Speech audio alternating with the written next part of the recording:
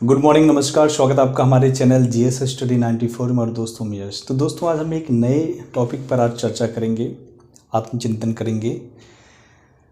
आप ये बताइए, क्या हमारे पृथ्वी पर, ठीक है, पृथ्वी जैसे शब्दों को हम इसलिए लेकर चल रहे हैं क्योंकि जितने भी देश हैं सब इसमें इंक्लूड हो जाएंगे, ठीक है।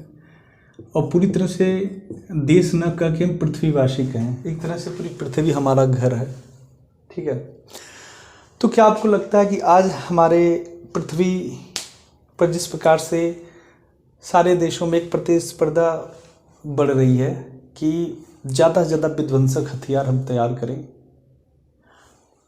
ठीक है। और हथियार इसलिए हम तैयार करें, जिस प्रकार से आप देख रहे हैं लंबे समय से रसिया और यूक्रेन के बीच स्थिति बद से बदतर चली जा रही है, पर अभी भी सीज फायर युद्ध विराम की बात करें तो कहीं से कुछ भी आसार नज़र नहीं आ रहा है। और इसमें क्या है, कुछ यूरोप के कुछ जो है आपके पश्चिमी देश जो हैं वो अपनी अपनी रोटियां सेक रहे हैं। उनको तो फ़ायदा हो रहा है ना कि जहाँ एक तरह से बाजारीकरण कर रहा था, मैनिपुलेट कर रहा था रशिया जैसा देश, अपने आप को महाशक्तिशाली देश की श्रेणी में गिन रहा था, वो कहीं ना कहीं उसकी शक्ति कमज़ोर हो रही है। और अभी स्थिति देख रहे हैं कितनी भयावहपूर्ण है। यदि अरब में देखा जाए, इजराइल और फ़लस्तीन को लेकर, मतलब पूरी तरह से मानवीय नरसंहार हो रहा है चारों तरफ। और इसमें सबसे ज़्यादा नुकसान किसको हो रहा है?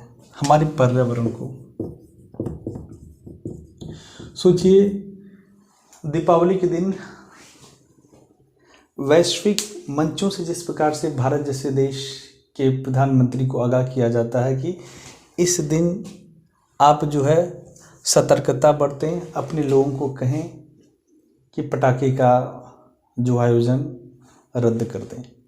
पर आप देख रहे होंगे कि जिस बर्बरता के साथ, जिस अमानवीयता के साथ युद्धों में बड़े बड़े टैंक, बड़े बड़े गोले दागे जा रहे हैं, छोड़े जा रहे हैं, क्या आपको लगता है इन सारी चीज़ों की आवश्यकता है हमें? और दोस्तों, यदि यही स्थिति रही तो पृथ्वी पर जीवन ही समाप्त हो जाएगा।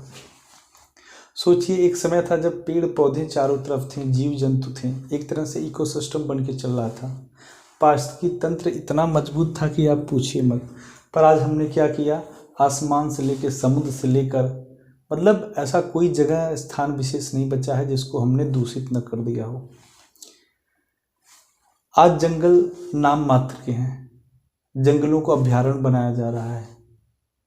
सोचिए, जो जीव जंतु एक अच्छे संख्या में पाए जाते थे आज वो रेड जोन में हो गए हैं। उनको बचाने के लिए जीव अभयारण्य जैसी चीज़ें बनाई जा रही हैं। क्या वास्तव में लगता है यदि कोरोना जैसा कोई शत्रु एक बार फिर हमारे पृथ्वी पे आ जाए तो उसके लिए हमें किन चीज़ों की आवश्यकता होगी? तकनीक और शिक्षा की आवश्यकता होगी, मेडिकल इक्विपमेंट की आवश्यकता होगी, या परमाणु बम, हाइड्रोजन बम की आवश्यकता होगी? सोचिए, एक छोटा सा, जो इतना छोटा कि हमारी आंखें भी नहीं देख सकती हैं, उसने पूरी पृथ्वी को बंद कर दिया एक लंबे समय तक। और हम मानो अपने आप को सबसे शक्तिशाली बताते फिरते हैं। ये जो मानवीय इच्छाएं हैं, जब तक हम इसका परित्याग नहीं करेंगे, हर साल बड़े बड़े अंतर्राष्ट्रीय आप देखते होंगे सभा होते हैं वैश्विक स्तर पर। उनका उद्देश्य यही होता है कि इस बार पर्यावरण को संतुलित किया जाएगा, जो कार्बन का उत्सर्जन है कम किया जाएगा। चाइना कहता हम इतना कम करेंगे, अमेरिका कहता हम इतना कम करेंगे, ब्रिटेन कहता हम इतना कम करेंगे, पर इसके पीछे जो वास्तविक स्थिति है बिल्कुल उलटफेर है। कोई भी देश मात्र जो है अंतर्राष्ट्रीय फोरम पे जाकर एक दिलासा दिलाता है, और जब कम करने की बात होती है तो पीछे क्यों रहेगा? वो तो चाहेगा ना मैं कितना ज़्यादा आय अर्जित कर लूँ, कितना ज़्यादा शक्तिशाली हो जाऊँ। आप पाकिस्तान जैसे देश को उठाकर देख लीजिए, खाने के लाले पड़े हुए हैं। जो है वहाँ की जो कमोडिटीज़ हैं, जो रेगुलर, ठीक है, जो रेगुलर कमोडिटीज़ हैं उनके दाम इतने हाई कि पूछिए मत। पर जब शत्रुता की बात आएगी और पाकिस्तान जैसे देश को भारत जैसे देश से तुलना की बात आएगी तो बस यही कहेंगे हमारे पास भारत से ज़्यादा परमाणु बम है। तो परमाणु बम का क्या करेंगे आप? जब आपके यहाँ की जो सभ्यताएं ख़त्म हो जाएंगी, इंसान जो है भीख मांगेंगे, तो क्या करेंगे आप? तो कहीं न कहीं कुछ देश हैं जो पूरी तरह से ये नहीं चाहते हैं कि पर्यावरण संतुलित हो। यदि पर्यावरण संतुलन को लेकर लोग बात करते हैं तो जितने भी देश हैं, ठीक, वो मिलजुल कर रसिया और यूक्रेन के बीच जो लंबे समय से युद्ध बना हुआ है उसके सीज फायर के लिए, युद्ध विराम के लिए लोग बातें करते हैं। और आपका जो इजराइल और फ़लस्तीन के बीच जो युद्ध की स्थिति बनी हुई है, जिससे मानवीय संकट तो बढ़ता ही जा रहा है, पलायन की स्थिति बढ़ गई है, तमाम तरह के रिफ्यूजी कैंप लगाए जा रहे हैं, वो तो छोड़िए, पर उन बड़े बड़े मिसाइलों से, तोपों से, गोलों से जिस प्रकार से पर्यावरण को दूषित किया जा रहा है वो आप समझने का प्रयास करें। ठीक, कभी कोई जंगल में आग लगा देगा तो कई लाख टन हेक्टेयर जो है जंगल ही नष्ट हो जाएगा। ये सब क्या है? आपको लगता है कि देखिए, मात्र मैं बड़े बड़े देशों की बात नहीं कर रहा हूँ, भारत जैसे देश में भी ये स्थिति विकराल होती चली जा रही है। अभी WHO ने कहा है कि दिल्ली की जो स्थिति है बद से बदतर है। यदि यही हाल रहा तो प्रत्येक दिल्ली वासियों का जो उम्र है 10 से 11 साल कम होने वाला है। जो उसके सीमावर्ती राज्य हैं, चाहे हरियाणा हो, चाहे पंजाब हो, चाहे उत्तर प्रदेश हो, चाहे राजस्थान, बार बार जो सरकारें हैं, सुप्रीम कोर्ट हैं, केंद्र सरकार हैं, दिशा निर्देश दे रही हैं, यहाँ तक कि कानून भी बना दिया गया है कि आप लोग पराली न जलाएं, उसके जगह पर कोई दूसरा विकल्प तलाश करिए। पर क्या हो रहा है, धड़ल्ले से लोग कानून की धज्जियाँ उड़ा रहे हैं। मैं मानता हूँ कानून मत मानिए, ठीक है, पर आप अपने पर्यावरण के दृष्टिकोण से सोचिए। ये आपका घर है, पूरी पृथ्वी आपका घर है। यदि जिस दिन इसका इकोसिस्टम बिगड़ा फिर वही स्थिति होगी जो कोरोना के समय हुआ था। ठीक, ये जो भी आप भाई बाप चाचा भतीजा कर रहे हैं ना, मैंने वो मंजर भी देखा था कोरोना के समय, जब परिवार का कोई सदस्य मर जाता था कोरोना से, उसके बाद उसे बाहर करने के लिए बाहरी लोग आते थे, चंद पैसे लेकर, तब जाकर गंगा में कोई फेंक दिया, कहीं रोड पे फेंक दिया, कुत्ते नोच रहे हैं, कहीं क्या हुआ। आप अमेरिका में भी देखे होंगे कि स्थिति कितनी दयनीय थी।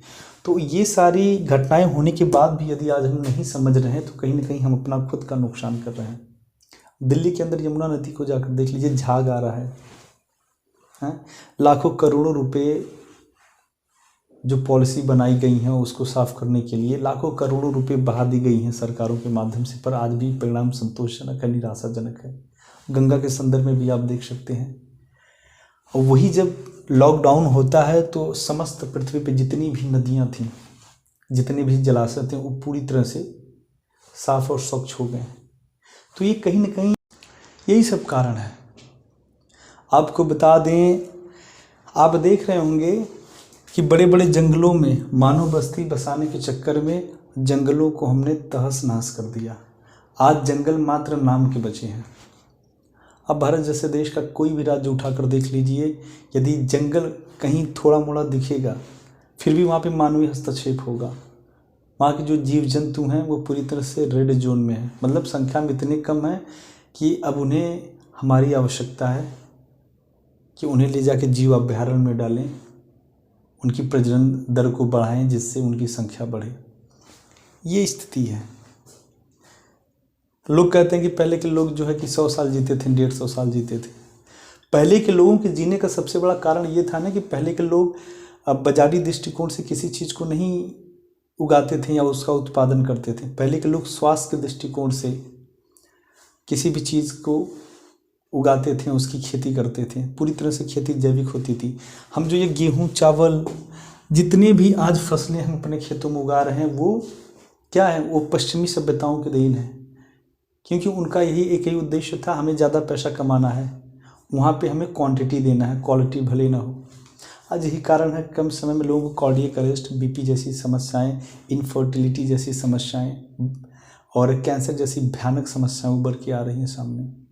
और इसके रोकथाम की यदि बात किया जाए तो हमारे देश के गौरवशाली प्रधानमंत्री नरेंद्र मोदी जी ने जिस प्रकार से बार बार ये आगाह किया है लोगों को, आपको श्री जो अन्न है, जो मोटा अनाज है, मोटा चावल है, मोटा गेहूं है, जब तक हम उसे अपने थाली में नहीं रखेंगे तब तक हम इसी प्रकार से तमाम तरह की स्वास्थ्य संबंधी चीज़ों से जूझते रहेंगे।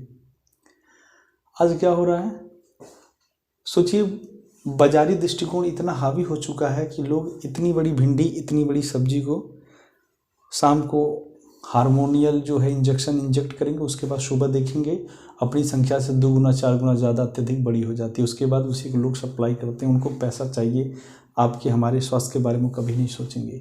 तो ये जो पहलू है ना, आप अपने से स्टार्ट करेंगे, शुरुआत करेंगे, तब जाकर इस पर बड़ी बात हो। यूरिया है, डाई है, ये क्या है? ये शरीर को कहीं ना कहीं शिथिल बना दिया है। आपका जो ब्लड का ट्रांसपोर्टेशन है, ब्लड का जो परिवहन है, उसमें यूरिक जो मात्रा है, उसका यूरिक एसिड है, उसकी मात्रा बढ़ा दी है। आपका कोलेस्ट्रॉल बैड हो गया है। यही कारण है कि आजकल के लड़कों का प्रजनन क्षमता जो छोड़िए, कोई क्षमता ही नहीं रह गया है। ये सारे कारण क्या है? आप ये नहीं कह सकते हैं कि एक चरण से किसी चीज़ में सुधार किया जाए। पूरी तरह से यदि सुधार करना है, पृथ्वी को बचाना है, सोचिए पृथ्वी पे सारी चीज़ें व्याप्त हैं और उसके संरक्षण, उसके संवर्धन के लिए हम एक बार भी नहीं सोच रहे हैं, खाली तहस नस कर उजाड़ फेंक रहे हैं। और जहाँ चंद्रमा और मंगल पे कुछ भी नहीं है, लोग सोच रहे हैं, अगर सोचिए वहाँ पे एक छोटा सा भी जीव दिख जाए तो पूरे संसार में हाहाकार मच जाएगा। और जहाँ पे पूरी चीज़ें हैं वहाँ पे विलुप्त हो रही हैं, पर हम उनके संरक्षण के बारे में कुछ नहीं सोच रहे हैं। नदियाँ उफान मार रही हैं, सिक्किम का क्या हाल हुआ? हाँ, ओजोन का जैसे ही क्षरण होगा, वैश्विक तापांतर बढ़ेगा। वैश्विक तापांतर जब बढ़ेगा तो क्या होगा? जो लंबे समय तक संरक्षित हैं हिमखंड उत्तरी और दक्षिणी ध्रुव पर या फिर ग्लेशियरों पर, वो क्या होंगे? वो पिघलेंगे। जब वो पिघलेंगे तो क्या होगा? इसी प्रकार से जलाशय विस्फोट होगा और जिसमें अनगिनत जिंदगियां खत्म हो जाएंगी। ये सारे पैमाने आपको उठाकर इस पर विचार विमर्श करने की आवश्यकता है, अन्यथा यही स्थिति रही तो दोस्तों बहुत ही विकराल जीवन पृथ्वी पर होगा। तो आज के लिए इतना ही। नमस्कार, धन्यवाद।